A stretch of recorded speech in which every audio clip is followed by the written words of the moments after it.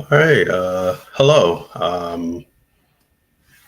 My name is Indigo, and I am the social media coordinator and the treasurer of Strive. We are Socialist Trans Initiative, and so we are based out of Pensacola, Florida, but we try to serve um, the Gulf Coast as much as we can, specifically four counties. Um, so we're activists. Sorry, I forgot to mention, but something in the back shook the camera there. Oh, there's some other things in the back, but so our organization we are transgender activist organization, and what we do is we're not a 501c3. We take donations from from the people either through like Cash App or PayPal or Patreon or even coffee, and things like that. What we do with that money is we try to serve the local queer and trans community with either healthcare issues like HRT purchases, transportation, clothing, um, and even sometimes housing when we can. We are starting to try to do our housing program, which is the our what you call it? It's our emergency housing program where we try to emergency house a homeless trans person or homeless queer person for as long as they can. What we try to do is we try to match you with the best person who can house you. We um, we ask questions or we vet both of the person that's being housed and the person that's housing to try to make sure they're a connection with each other. Um, so yeah, that is something we are working on as well. And so right now, thank you for watching. If you're watching on YouTube, this was going to be recorded on YouTube, so you're going to be able to see it later. Um, if you're watching on Facebook, it will be recorded later. Um, and then it will also, hold on. Oh, I thought I had to sneeze. It'll be recorded later. And then um, what you call it? It'll be recorded later, and then I think on Facebook it has subtitles. So for those who um, need subtitles, it'll be on there. I think the YouTube has subtitles too. I'm not actually sure. I have to recheck another video, but and then if you're on Twitch, welcome. Um, and so so what we're going to be talking about today is the actually hold on, I have forgot my things. Forgot. Let's see. Forgot something. Hopefully this will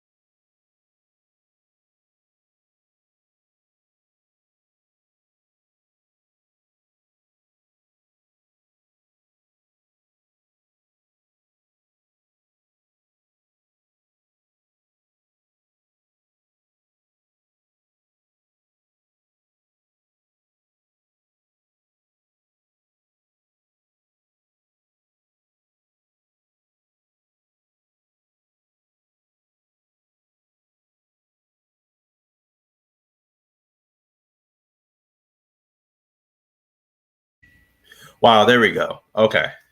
Okay, I think now y'all can hear me. The mic was off the whole time. All right, that's bad. Should be able to hear me now. Let me check on that screen real quick.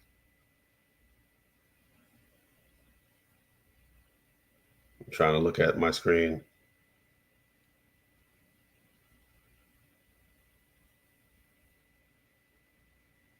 Wow, there we go. Yeah. Okay. So now it's working. Okay. So when I'm working with StreamYard, you gotta both bring in the screen and you also have to bring in the mic as well.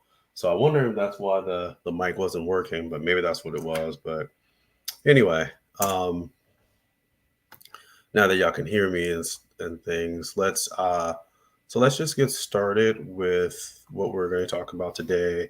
So we talk a little bit about May Day. We Strive had um, a May Day event on Wednesday. It was on May Day itself, the May 1st. And it was a good event. We had like at least 40 people show up. We had it was us. It was the multinational Communist Party was there. We had 309. We had DSA, and then we also had the I forgot their names and how they pronounce it. It's the let me check my Facebook or my Instagram real quick on that because their names escape me every time. Hold on.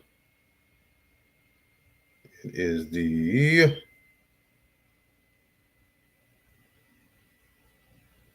That's not even them. Let me go to Strive real quick.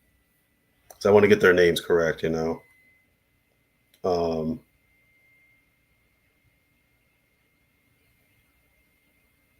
the Pensacola Abortion Rights Task Force.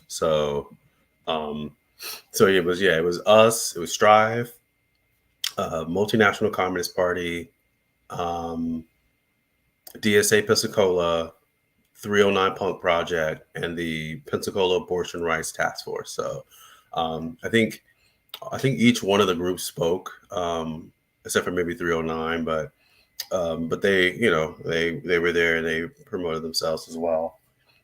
So it was a great event. I really liked it. Unfortunately, Hell couldn't make it. Hell Morset, who is actually now running for state senate. I think the state senate second seat. So it's the Alex Andrade seat. They are running to try to, I think, become the Democratic candidate that's going to run against Alex Andrade in the main race. So if you want to support them in that, I'm sure they have a website. I think it's just hellmorset.com if I want to say, but we support them in whatever they want to do. They just unfortunately couldn't make it to speak or to just be there because they had family issue, and we just give all our condolences out to Hell for that time because I know how hard that can be. So we all know how hard that can be. So, but yeah, so we have that going on, and then um, and so we also meet up every week, every Wednesday at 6 p.m. at Black Cafe and Bookstore. It's on MLK Boulevard, MLB, Major League Baseball. Um, it's on. Got a comment. What? I don't even know what that is. I am not dancing for $50. That's wild. But but yeah. Um I don't even and it's in all caps. That's weird. But anyway, so yeah. Um we got that going. And so I lost track of thought with that comment. But trying to think of what I was gonna say. But yeah, so we Strive, we meet up every week from 6 to 7 p.m. at Black Cafe and Bookstore. And we meet up there for just just to talk about our events and what's going on and strive. But also, we now are trying to help educate as well. Where last 2 weeks ago, we had Mike Kimbrough, who's a part of Food Not Bombs, the local organization that helps feed the homeless every Friday at the MLK Plaza. And so they were there to talk about the homeless bill that was done by Florida, the Florida State Senate. I think it's 1475, House Bill 17475. Might be wrong there. Or House Bill 1568, I want to say.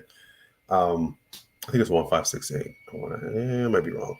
But they were there for that. And last week we had Shannon and a few others talk about the abortion rights bill that is going to be um, up for vote this year in Florida in November. So if you want to check those, you want to come to a meeting and talk about stuff, things like that, then we welcome you.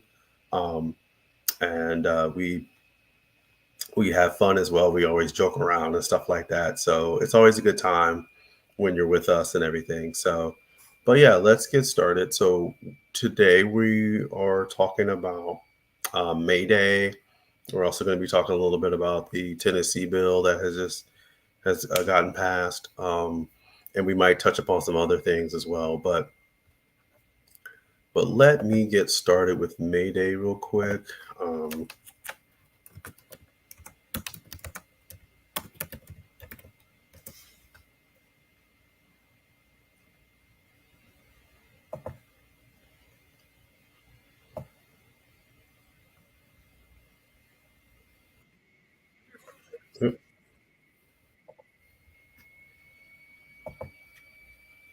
Hold on, let me get just started on this.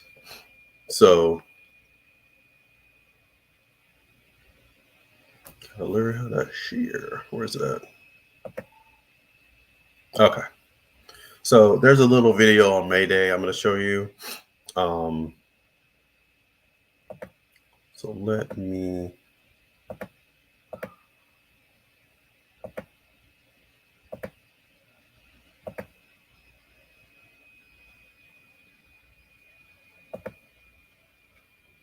Hold on.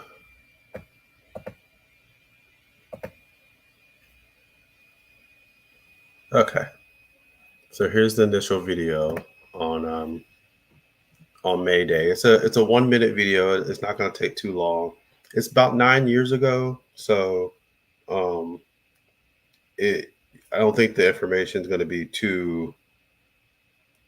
um, too much on it. But let's see.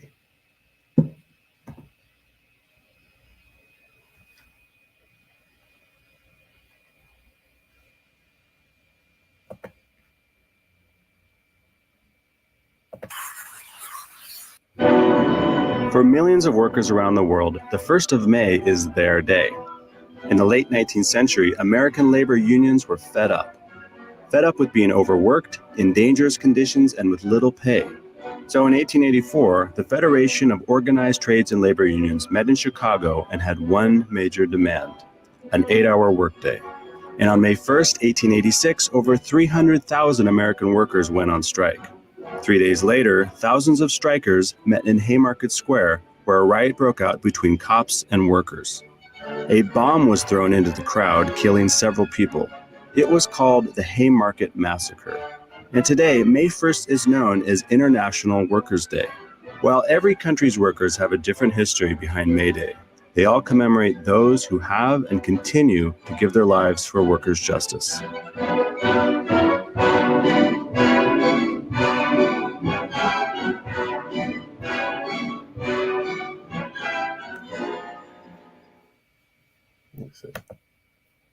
So yeah, I mean that. Um, so yeah, that is a very. Why did the stop sharing screen? There we go.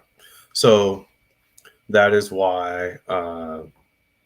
Sorry, it's on my phone, but that is why, that's a very short video, but it also shows you like why May Day is so important, um, to workers in general. We're also seeing it now, with a lot of the strikes that were happening last year, and we're seeing it now with a lot of the, um, actions even taken by the students in these colleges that are doing encampments.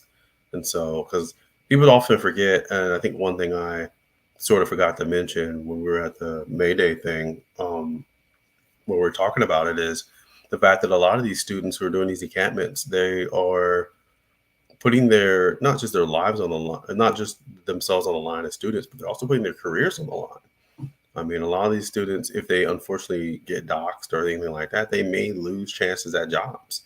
Yeah, they may have the degree, um, to be able to, uh, get higher paying jobs and be part of the, a higher, upper class. But like also they may be found out to be like, oh, you're a part of those, those encampments, you know, fighting for Palestinian lives. That also may affect them as well, and it may give them, less opportunities for jobs. And so that's something also important that we need to. Sorry, trying to get my chair correct, but it's also something that we need to, recognize, and we need to understand that, like, when you are a worker and you're putting yourself out there, when you feel aggrieved, or when you feel that, you feel like your rights aren't being, addressed, it is also good to go on strike. It is also good to fight for your work and fight for the amount that you, um, the work that you're putting into a job. I mean, a lot of times, I think the last, a few years ago, we were seeing, um, uh, an example of like, hold on, let me get this stream everything off of it. There we go. So I finally got that off of there. But we were seeing, um, trying to think of, we were seeing a lot of quiet quitting and a lot of people who were initially, trying to just work the hours that they were working, right? Like they're supposed to work. A lot of times when we look at the worker, the working class, we often think of, especially in an American sense, as this very hardworking person that'll do anything and they'll put the hours in and they'll even put extra hours in. And, with this new generation of, I would say, millennials and Gen Z, often are showing like, no, I'm working the hours and I'm going to work and that's it. I'm not doing any more, no less. You've told me on my job description that these are the hours I'm supposed, or these are the time, or these are the things I'm supposed to be working on, and here's my hours I'm supposed to be working on them, and then that's it.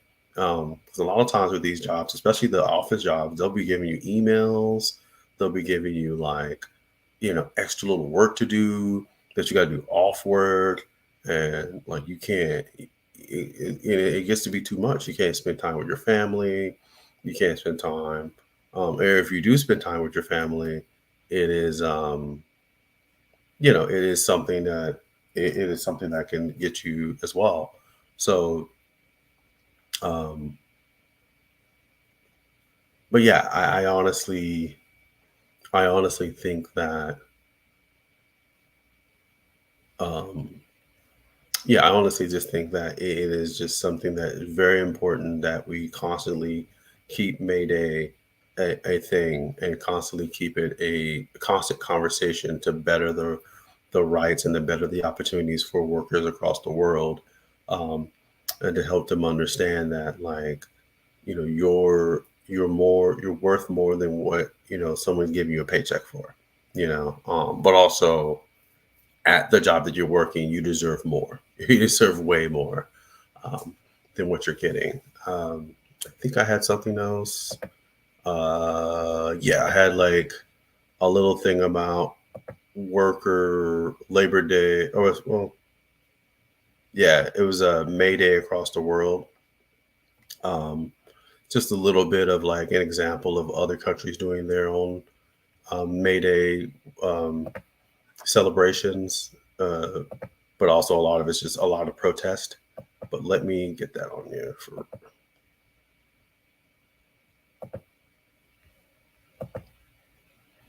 Okay, so let me.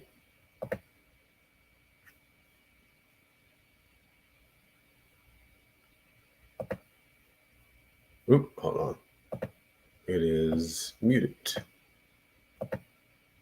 It is the year of elections across the world. Some nations have conducted polls and are awaiting government formation. Others have elections coming up over the next year. But one issue that transcends borders is that the world's labor force and its long-time demands for better working conditions, better pay. This year on International Workers' Day, that we all know as Labor Day or May Day, rallies and marches are being held all over the world. How are those in power seeking to handle the workers' issues? And will the labor force even be more than just a vote bank with unfulfilled demands? Those are some of the questions we are asking. Take a look at our next report.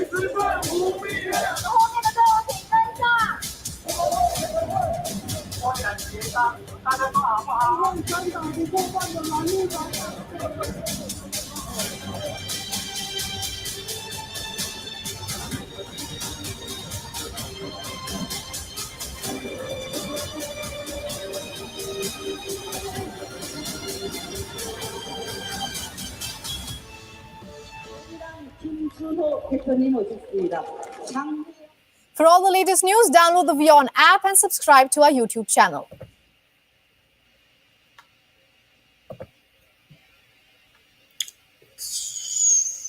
Hold on.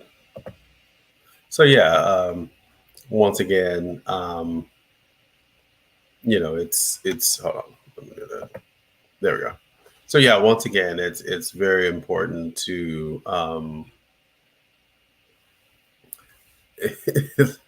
it's very important to just understand, like, this is not just a fight in America. It's a fight across the globe, and it is a fight that a lot of people are taking up, because a lot of workers across the world are feeling the strain of capitalism. They're feeling the strain of imperialism.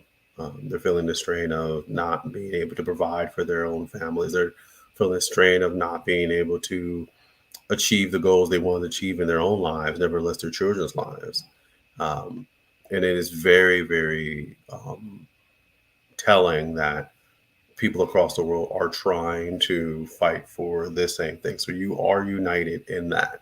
You are united in the fact that there are workers in Turkey, in Germany, in South Korea, and wherever, they are workers who are feeling the same constraints of capital, constricting their lives, and making them having to choose between healthcare and housing and things like this. So it is just very, very important as people, no matter if you're for wherever you are and whoever you are, it's really important to understand that you have a say you have power in your worth, and you're not just tied to your 9 to 5.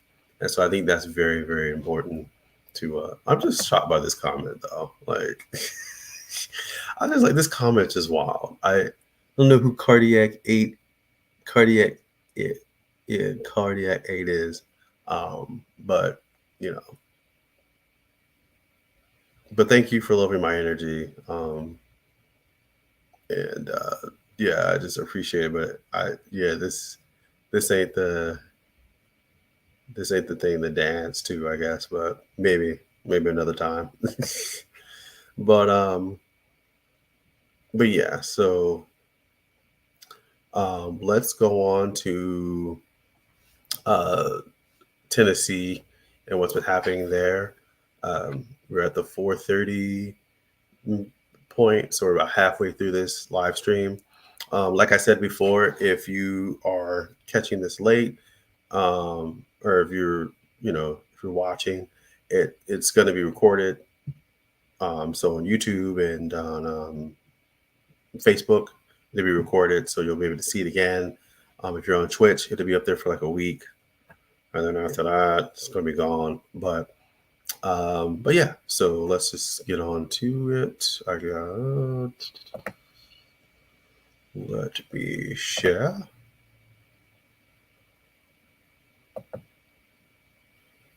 Okay. Yeah.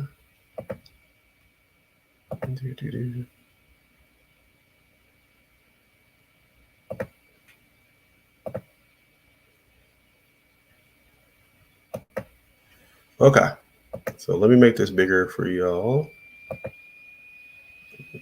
because it is. All right, let's do it like that. So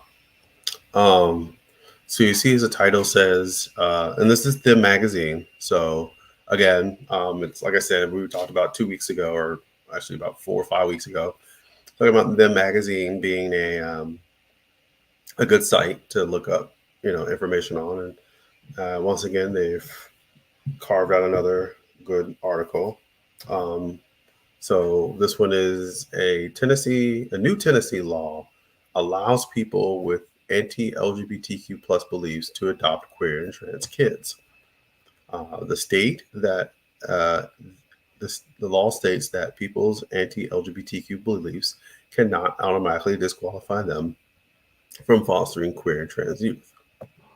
Now, just by the title alone, you can kind of see what the problem of this is, right? Like if you could just plug and play anything else in here. You could be like, well, if anti-Jew people who are anti-Semitic are still able to adopt, Jewish kids, or if you're anti-Black, you're still able to do. Let's say you're just anti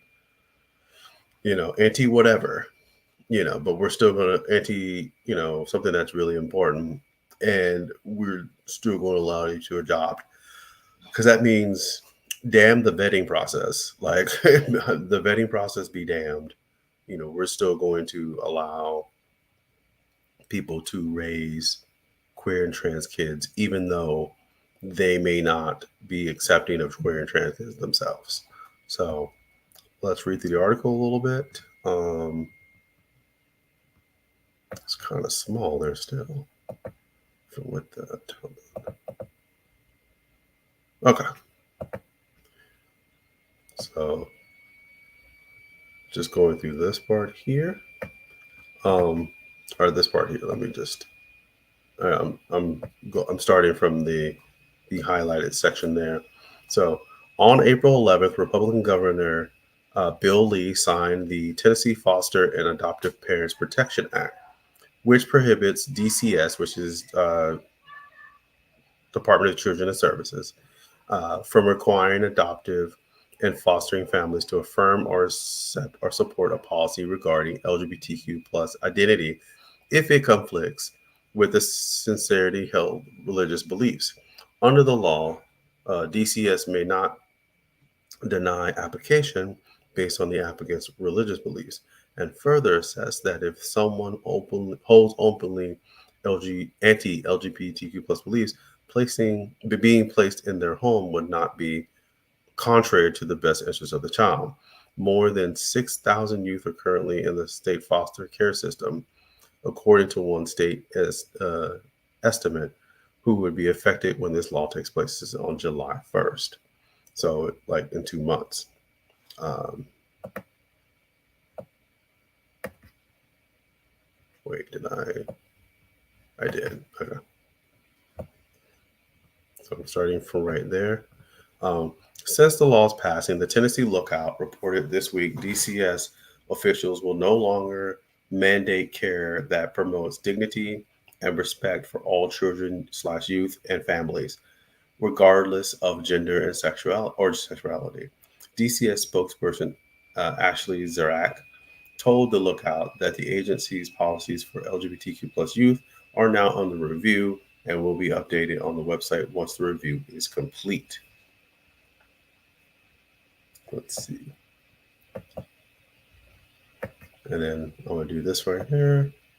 Prior to this legislation, the DCS home study process included asking prospective foster and adoptive parents a series of questions to identify their placement references, including questions about the willingness to parent an LGBTQ plus child. A department spokesperson clarified in a statement to the Lookout, our goal always is to find the most appropriate placement to meet the unique needs of each child in our care. Let's see. And then it says, as a Lookout noted, the law has made Tennessee the first state in the nation to explicitly allow anti-LGBTQ plus adults to adopt queer and trans youth. Supporters of the law, like its author, GOP, which is Grand Old Party, Rep. Mary Littleton, have claimed it does not disregard the values and beliefs of the child, and it will lead to better placements for the child and increased interest in adoption of fostering among religious families. But LGBTQ plus advocates and Democratic lawmakers condemn the law, pointing out that it no longer requires a state to consider the child's preference either, which is absolutely correct. So I think what they're trying to do with this law is some sort of kind of weird version of conversion therapy in a way. Because if you are queer or trans and you get placed into a home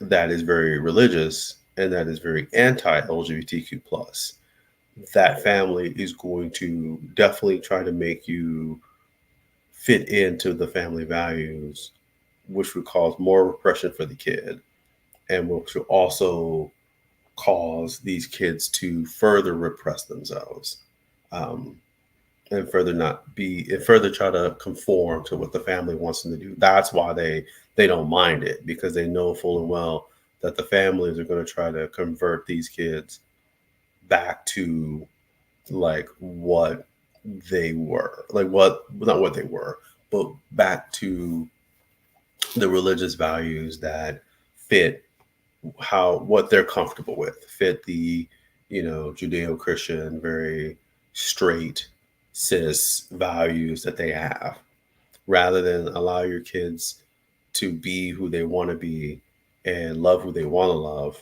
They're trying to convert them back to, well, we think you're a girl, so you should be these, you should do this, or you're a boy, so you really should be doing this, the type of attitude. So it is very much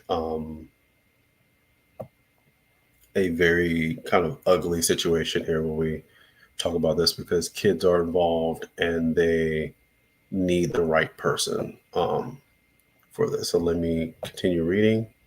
So I'm starting from the highlighted part. What's really sad about this is that there are really high volume of LGBTQ plus kids in the foster system whose needs are being met right now. Molly Quinn, executive director of the LGBTQ plus nonprofit Out Memphis, told the Lookout this week, the fact that the system would accept a family that is willing to discriminate into this broken system with such vulnerable kids is difficult to understand. Multiple studies have indicated that roughly one-third of youth in the state foster systems across the U.S. are LGBTQ+. One-third of the youth in the state foster systems, so one-third, so 33%, right? Um, a 2001 survey by the Trevor Project found that 4.1 of the LGBTQ plus youth reported having been in foster care at some point in their lives, compared to the 2.6 of the general adult population. So,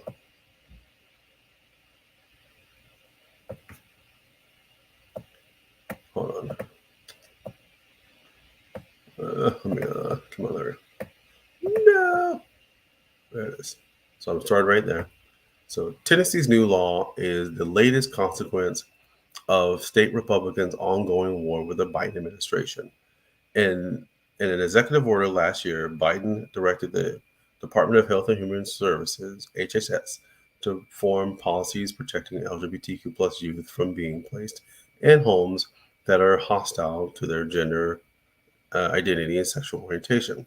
In response, Tennessee Attorney General Jonathan Skrmetti joined 16 other states in opposing the order, expansion, claiming it was an illegal expansion of HSS authority and would discourage religious families and dedicated foster providers.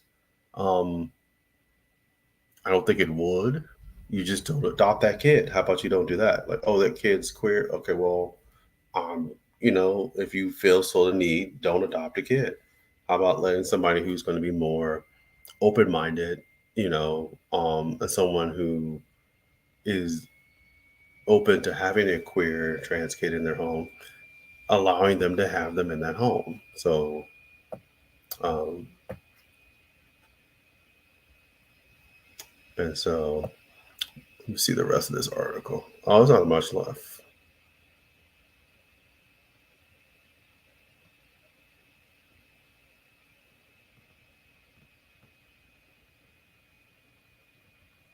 Let's see.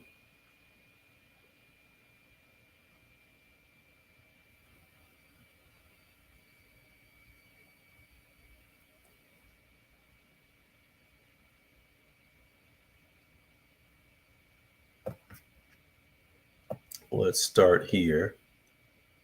Okay. So, Christian adoption rights have long been a major priority among far right fundamentalists, Christians, and the anti-LGBTQ plus organizations like Alliance Defending Freedom. Um, like Alliance Defending Freedom have lobbied for laws like Tennessee and against adoption for LGBTQ plus families. For decades, evangelicals have touted adoption as a way to save children in both body and soul, raising further concerns about an industry with already dubious ethics. Leaders in the quiverful evangelical movement, which encourages families to birth and raise as many Christian children as possible to serve in quote unquote God's army, have embraced international and domestic adoption as another way to maximize juvenile recruits. Numerous adoption programs in Tennessee catered specifically to evangelicals, such as Agape. Let's see I'm not gonna look at that up. Anyway, Agape, a Nashville-based organization with programs that include recruiting, training, and preparing Christian families to further their original goal of finding Christian homes for orphan children, according to its website. Okay, so now I'm here for this last part.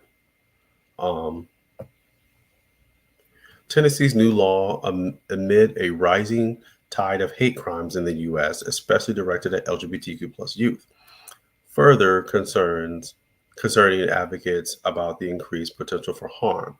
I've had adults telling me I need to go get gas myself during the current state of legislation session. College freshman and Tennessee Equality Project activist Eli Gibbons told the Lookout this week, just an array of threats. It's bewildering that the same adults who told me to go get gas, told me to gas myself, can adopt an LGBTQ plus child. That's an extremely scary reality. So, it's this situation is a very, very, very, very upsetting situation. We'll keep an eye on it because our state has kind of, Florida, we have kind of had a similar thing where Biden has, Biden has put down a law about allowing trans kids to be in sports, and um, our governor DeSantis, which is if you know him by now, he's one of the worst. But DeSantis has essentially blocked that law, claiming that he wanted women to be, equal and honest in sports, where a lot of people don't care about women's sports, funny enough, until this situation arises. And so we're facing a similar thing to that of them. But Tennessee at least Tennessee's in a harsher situation because it's coming up with adoption, and you're having these kids who are queer and trans who wanting to be adopted, but not by families who are, anti-LGBTQ plus. So um, it is a thing. Um,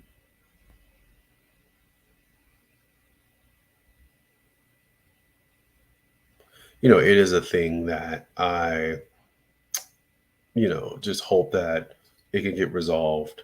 It seems like I hope in the Tennessee activists, the queer and trans activist community out there can do their best, and if they need anything from us, will let us know. But um, one of the goals I wish we could do for the South, at least, is have like a Southern queer trans network or something. So when these things happen, we can support each other. But also, I think one of the things I wish we could do, it would come to, would be like transportation for that. And this is why, we talk about worker power as well. It's like these situations with Tennessee and Alabama and Florida and and Louisiana and all these other states that are going through these types of issues with either economics or cultural issues or both together. Having something like a high speed rail or something that like a better transportation would help us to be able to be like, oh, there's a rally in like Knoxville. All right, we can take that. We can take that train there. We can take the train or take this high speed rail there and get there, within so many minutes, and not have to worry about the long travel because we'll get there in like 2 hours, do the rally and then, go back. Um, I don't know if a high speed rail will get you from Pensacola to Nashville in 2 hours, but, um, it might be 3 hours, but still, like, it's under 5 hours to get there and do protests and whatever and get back. Um, and so that gives people more leeway to be able to get to places and do things. And so, and that's what they don't want, and that also would give workers who are working on, trains and high speed rails probably more money because now they're able to um, be able to, work on things a bit more and have that, um, just have more to do and then have more money to focus on the rail and focus on bettering that rail and, just the constant, work to maintain it and drive it and all that stuff. Um, so yeah, it is very important for that to regard. So, like I said, we'll keep in mind what's happening in Tennessee, um, and all that. But we're coming to the end now. Only got two stories today, really. I think I talk enough for on these to only cover two. I want to usually try to cover three stories, but two I think is good enough. So we got like 10 minutes left. I'd just like to mention again that we are Strive. We're a socialist trans initiative. We are not a 501c3. We take donations from Cash App or PayPal, Patreon, whatever. A Patreon or Kofi or Coffee. And like I said, that money goes to